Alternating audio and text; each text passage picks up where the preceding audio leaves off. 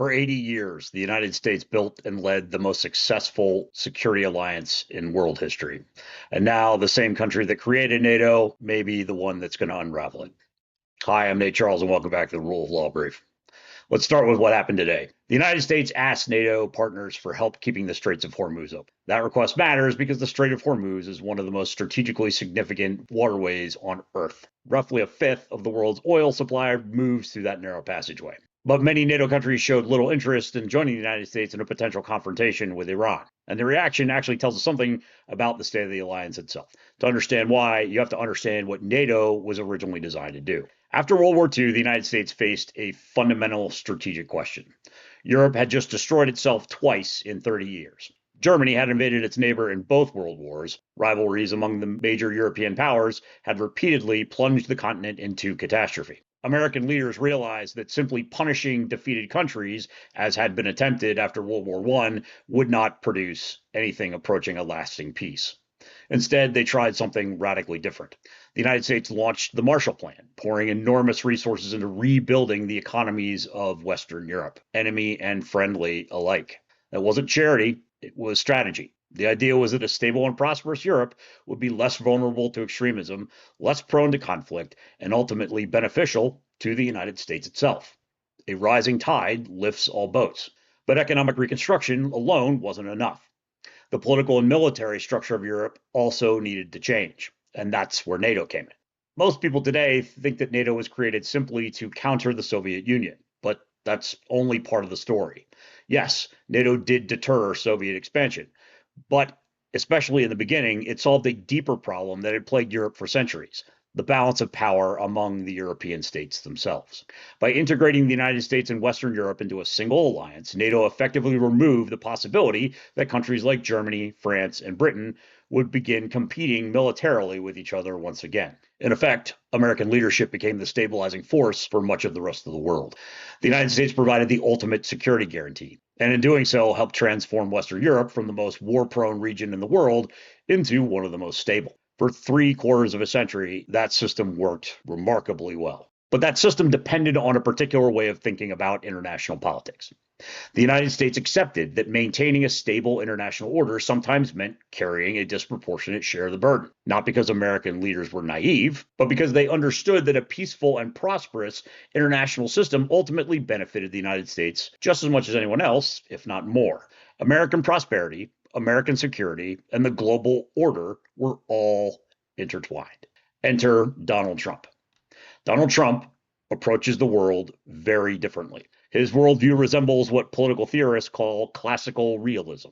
It's the worldview famously captured by the ancient historian Thucydides: the strong do what they can, and the weak suffer what they must.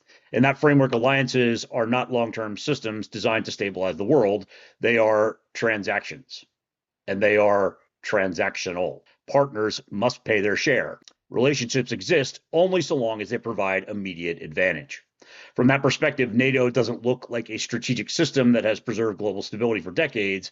It looks like what Donald Trump would term a bad deal. And that philosophical divide is perhaps the most important factor in the global tensions arising today. When the United States asks allies to participate in military operations, NATO governments usually expect a process: consultation, joint planning, shared strategic objectives, ratification by the UN Security Council. That's how alliance warfare typically works. But when the military action appears sudden, unilateral, poorly coordinated, other countries become cautious, not because they oppose the United States, but because NATO was designed to prevent destabilizing wars, not automatically expand them. And that's why today's hesitation from NATO partners matters. The trust and the fundamental values that helped establish NATO are, in fact, eroding. And all this comes close on the heels of Donald Trump's insulting rhetoric about Greenland. Trump has repeatedly suggested that the United States should annex Greenland. Greenland, of course, is the territory of Denmark, and Denmark is one of our NATO allies. Now think about what that implies. NATO was built on the premise that member states do not threaten each other's territorial integrity. That is an assumption that's baked into the NATO Charter. The alliance assumes that disputes between members are resolved peacefully, while the alliance as a whole focuses on defending against external threats. If the United States ever attempted to take territory from another NATO member, the alliance would face an impossible contradiction.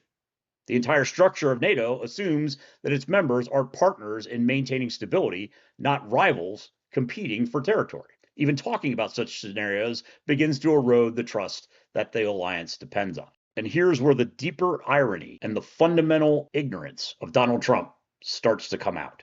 The international system created after World War II made the United States the most powerful country in the world. We didn't do it alone.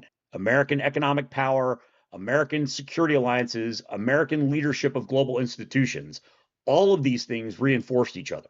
If that system weakens, the consequences will not only affect small countries that depend on it, it will affect the United States itself. Because the stability that NATO helped create is one of the foundations of American prosperity and security. The upshot here is that Donald Trump's worldview is fundamentally incompatible with the values that underlie NATO and its mission. For 80 years, the United States has led a global system designed to prevent the kinds of catastrophic conflicts that defined the first half of the 20th century. NATO was one of the central pillars of that system. But alliances don't survive on military power alone. They survive on shared values, shared assumptions, and trust. And the real question facing NATO today is not about defense spending or naval patrols. The real question is much simpler. Does the United States still believe in the system that it created? Because if it doesn't, the alliance that stabilized the world for 3/4 of a century may not survive the century that follows. And we will all be worse for it.